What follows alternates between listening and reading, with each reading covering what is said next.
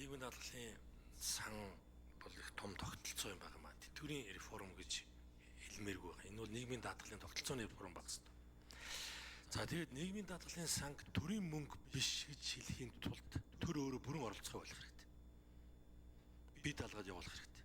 За гэтэл 2012-оос 16 онд энд нийгмийн даатгалын сангийн хамгийн том дампуурал, хамгийн том алдагдал тэр 5 их найд төгрөг тэр үед бий болсон. Ингээд төр татаасаа нэмсэн. Төр оролцоод ирсэн. Маш гүнзгий оролцсон. За тэгээд нийгмийн даатгал за тэтгэврийнхаа одоо хэмжээг нэмэгдүүлэх аргачлал нь өөрөө инфляц байж болохгүй. Шаардлагатай нэмэгдэл хийвэл индекс зүйлжил нэмэх хэрэгтэй юм байна.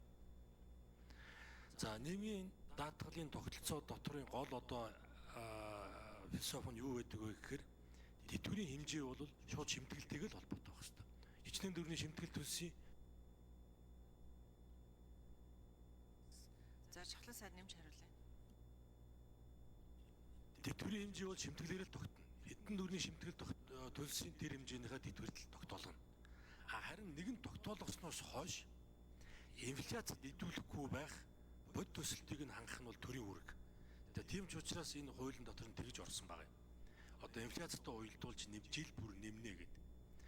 Тэгэхдээ инфляцтай уялдуулахдаа хамгийн зөв одоо аргачлал нь бол төв банкныхаа мөнгөний бодлоготой уялдуулах хэрэгтэй. Мөнгөний бодлогын зорилттой түвшин хэд вэ? Тэрүүгээр нь явах хэрэгтэй. Тэгэхгүй бид нар давуулж тавиад 8%, 10% гэдэг.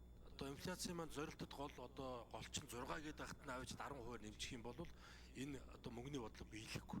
Харин ч бүр инфляц нэмээ хийж байна. Ингээд нөгөө тэтгэврийн хэмжээ маань дахиад өнгөднө. Тэрний дараа жил нь дахиад өндөрөөр нэмэх шаардлагатай болно. Энэ хооронд одоо төв банкны бодлогын хүү буурахгүй, улам нэмэгдээд, улам л мөнгөний өртөг нэмэгдээд. Тэгэхээр төв банктайгаа одоо зорилттой түвшин. За сангийн сайд, эдийн засгийн сайд 20 нэмж тодорхойлоо тий.